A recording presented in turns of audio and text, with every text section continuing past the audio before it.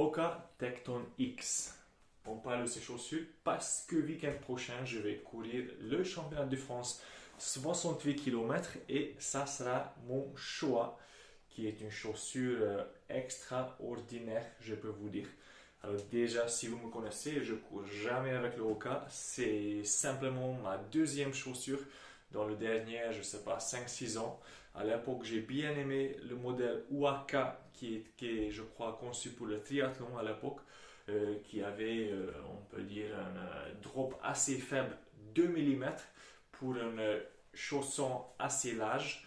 Et ce modèle-là était vraiment une de mes favoris. Après, j'ai fait quelques kilomètres quand même avec le Tecton X, avec le Rocket X et le Carbon X. C'est ce que j'ai bien aimé, mais pas plus.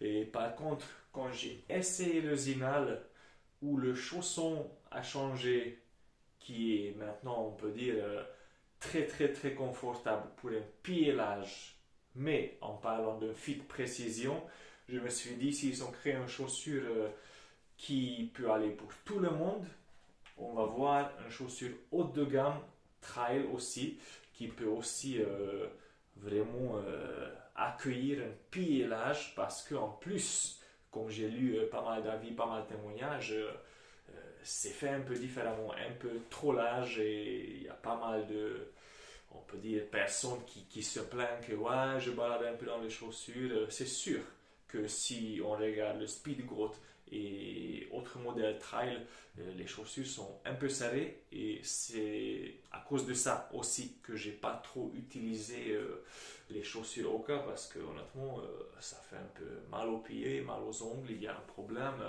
et ce n'est pas juste nécessairement qu'ils sont serrés mais le forme de toe box, le forme de chaussons ont été mal faits. Honnêtement, c'était un peu comme les anciens Nike ou même maintenant les Adidas, les Adios, que je sais pas, ça ressemble même pas à un pied, ça défonce mes ongles, mes orteils, il n'y a rien qui se passe.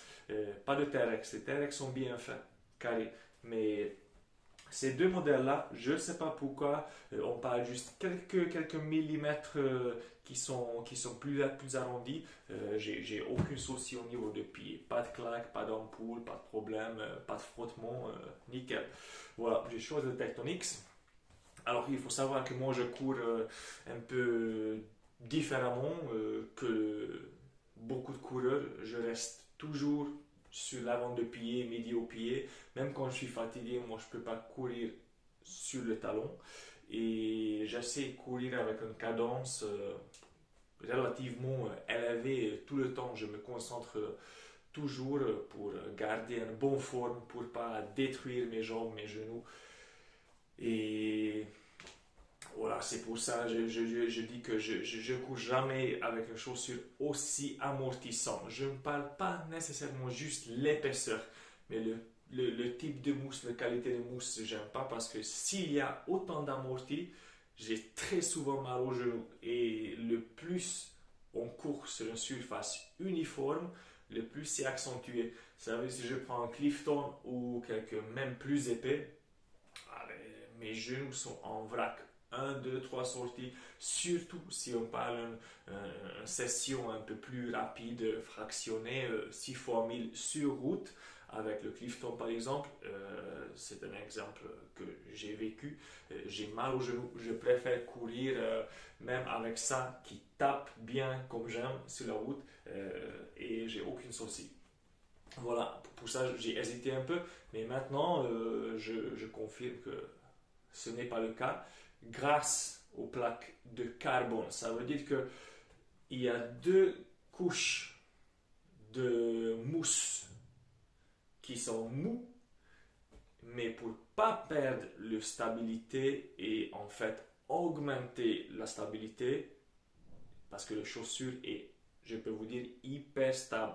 Terrain technique, montée, descente, vraiment les descentes avec les gros matchs, sauter droite, gauche, les virages, les singles, hyper stable. Je peux vous dire que c'est juste extra. J'ai jamais trop vu une chaussure. Comme j'ai dit, j'aime bien les chaussures un peu plutôt minimalistes. J'ai mis ma face, je fais 3 chevilles. Mais ça, malgré que c'est très haute, 33 ou 32-27, 33-28, 32-27, 32 mm derrière et 27 mm à l'avant. Je trouve que la stabilité est juste extraordinaire. Alors, 32-27, drop de 5, qui est aussi bien pour pas trop tirer sur la chaîne postérieure, mais garder quand même une forme assez neutre et pas trop élever le talon aussi, ou n'importe, ça peut être 10 mm, 20 mm ou 5 mm, 15 mm. Le plus le talon est élevé, le plus on perd de stabilité aussi. Le plus le talon est posé, le plus on gagne de stabilité. Par contre, c'est sûr que de temps en temps, il faut poser le talon quand il y a une descente raide ou quand on marche un peu. C'est pas mal d'avoir un peu d'amorti et aussi, bien sûr, pour pas tirer autant dans la chaîne postérieure parce qu'on ne parle pas juste d'une compétition tout plat mais qui monte. Et le monter, on ne marche pas nécessairement tout le temps. Si le pente est moyenne sous le 10 degrés, on court. Et quand on a un peu le talon, ça lève le talon et ça raccourcit un peu le mouvement de tendon d'Achille. Comme ça, on peut préserver un peu on peut dire, la fatigue musculaire. On peut garder un peu de jus pour la fin de course. Alors oui, il y a cette mousse Profly X. C'est mousse super critique, encore super mousse qui n'est pas nécessairement de base comme à l'époque. C'est pas aussi EVA comme avant, c'est très similaire et ça marche très bien. C'est beaucoup plus dense que le Zoom X chez Nike, ce que je commence pas trop à aimer. Par exemple, j'ai beaucoup utilisé le Zegama, mais de plus en plus j'ai commencé à tasser le Kiger, de plus en plus j'ai commencé à aimer le mousse React qui ressemble plutôt ça. Ça veut dire que le Zoom X, ça reste très mou, ça manque un peu de peps, même si on ajoute un plaque en carbone. Et le React chez Nike, c'est quelque chose de plus dur et plus réactif, et je trouve que si c'est pas très épais, bien sûr c'est pas aussi amortissant, mais c'est quelque chose de très utilisable pour toute la distance. Alors je le trouve une sensation très similaire dans le Hoka. Alors entre les deux couches, il y a le plaque en carbone coupé en deux lames. Ça veut dire qu'on ne perd pas de stabilité. Si vous mettez le pied quelque part, vous pouvez tordre les chaussures dans le milieu, et ce n'était pas le cas par exemple avec le Vectif. Vous avez mis le pied quelque part et ça envoyait direct, encore ça augmentait le mouvement. Le Vective était quelque chose très particulier parce que c'était une chaussure lourde avec un plaque en carbone pas stable, créée pour la performance comme une chaussure route avec le carbone vraiment pour envoyer la foulée à l'avant. Et dans ce cas-là, il faut faire une chaussure légère. C'était un peu contradictoire pour avoir une chaussure avec une plaque de performance, mais dans un packaging lourd. Alors ici, on a une plaque qui n'est pas aussi performant en cas de, on peut dire, accélération de mouvement de foulée. Regardez, je peux faire ça. Essayez de faire ça avec un Carbonix ou quelque chose. Vous ne pouvez même pas tordre les chaussures. Là, c'est quand même quelque chose de très flexible. C'est pour ça, j'ai parlé de stabilité qui est juste énorme. C'est fantastique. Alors, comme je vous ai dit, ça n'envoie pas grand-chose. Peut-être ça fait un peu de prévention fatigue. Ça va vous aider de ne pas aussi fatiguer, mais qui est extraordinaire avec ce mousse et ce carbone que vous avez un mousse qui est 27-33 et un plaque en carbone. Alors, vous ne perdez pas la sensation de terrain qui est juste super et ça ajoute pour la stabilité. Ça veut dire que ce n'est pas juste la chaussure qui est stable, mais la gestion, ce que vous pouvez faire avec les chaussures sur le terrain même. Ça veut dire que vous et les chaussures ensemble sont stables, mais pas juste que le mousse est épais, mais vous avez un plaque en carbone et malgré ou grâce, je ne sais pas quel à dire, on sent quand même le terrain qui est très bien, mais le plaque en carbone fonctionne comme un élément de protection beaucoup plus important qu'une plaque en plastique. Moi, j'ai l'habitude de courir à l'époque, par exemple, le North Face Single Trek qui avait on peut dire, le premier plaque en découpé. Il s'appelait le Snake Plate, où à l'époque, quand Innovate a commencé à intégrer les plaques en EVA, double ou triple densité, parce que les chaussures avant, à l'époque de trail, il n'y avait pas de plaque de protection. C'est Saucony aussi qui a commencé à utiliser une espèce de tressage de matière un peu fibre, un peu carbon looking, mais on n'avait pas ça et ça faisait souvent mal. On a tapé quelque chose, mais c'était mortadelle. C'était vraiment difficile de gérer un terrain technique et on pouvait se faire mal, même avec une Cascadia à l'époque, parce qu'ils ont joué juste avec les densités de mousse. Il n'y avait pas ce genre de plaque en plastique qu'on peut trouver maintenant dans les chaussures. Et c'était toujours un peu difficile à intégrer ça parce que ça a découpé le mousse même ou ça a désintégré à l'intérieur et ça a donné une mauvaise sensation après quelques centaines de kilomètres. Mais ici, pour le moment, ce n'est pas le cas. C'est une chaussure juste qui est en harmonie.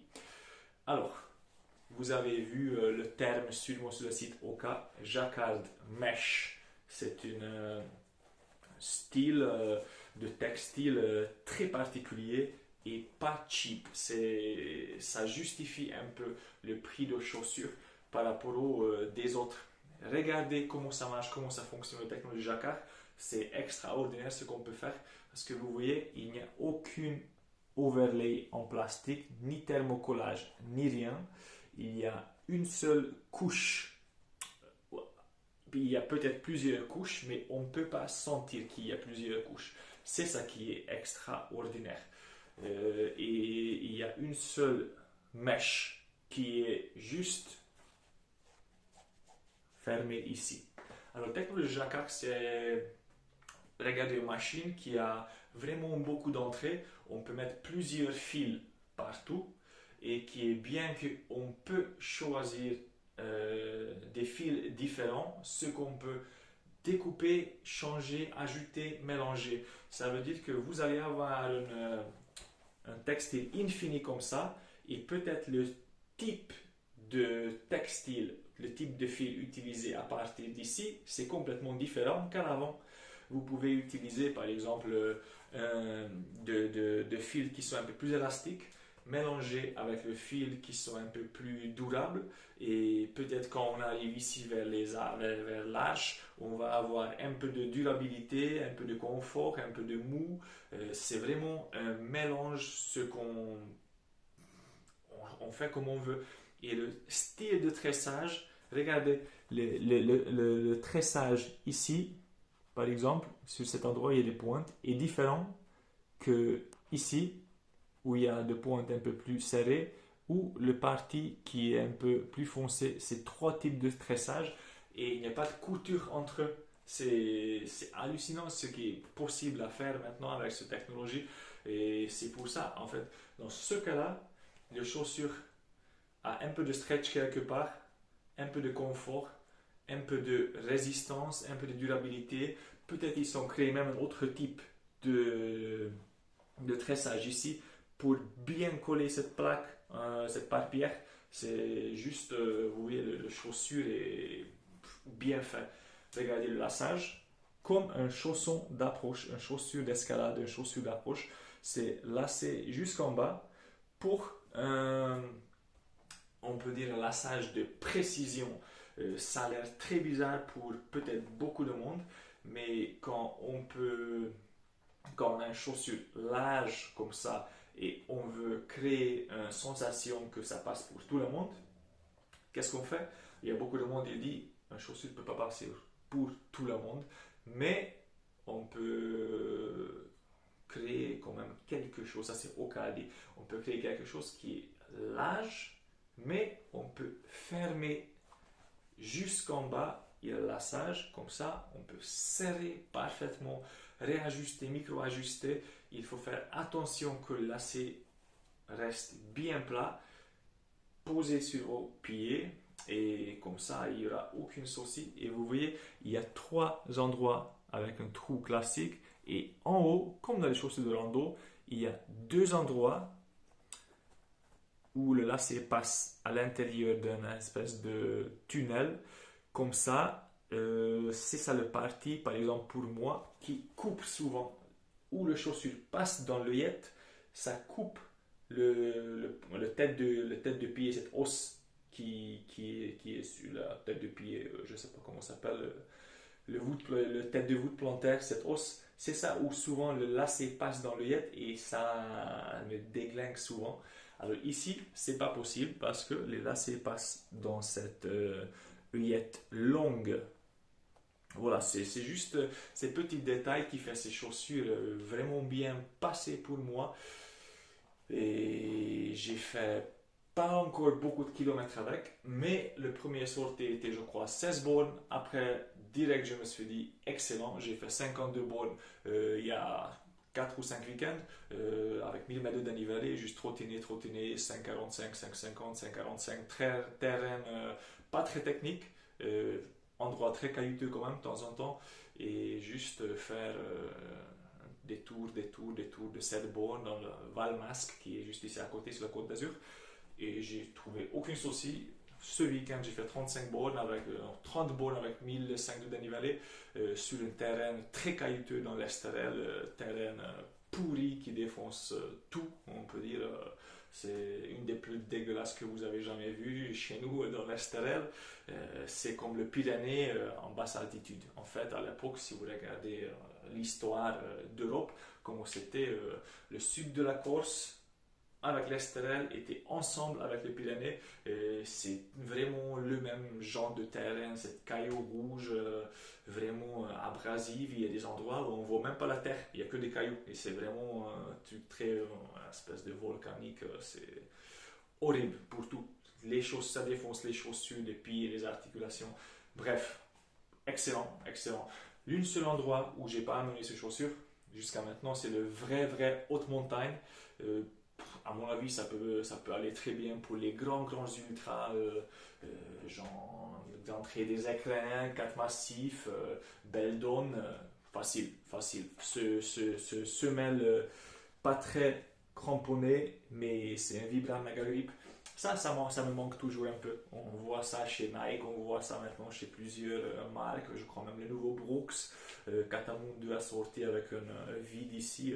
J'aime pas trop. Bien sûr, ça coupe le poids. 240 grammes, pas ça. Hein, ça, c'est un taille 49 et un tiers. Mais normalement, ça allège un peu. Mais c'est déjà un Vibram Mega Grip Light Base. Alors honnêtement, ça reste léger. Il faut remplir ici pour pas avoir une partie fragile non plus qui glisse. Juste, il faut mettre le semelle ici aussi. Bref, chaussures choisies pour la 68 bornes, excellent. On a parlé de tout.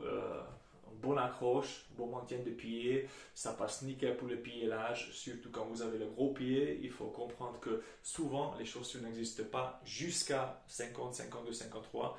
Mais au cas, comme les grandes marques, Adidas, Nike, ils font des chaussures, Brooks aussi, presque tous les modèles jusqu'au dernier modèle 55, je sais pas. Alors pour le moment, pour la distance longue, je suis à 49 et un tiers.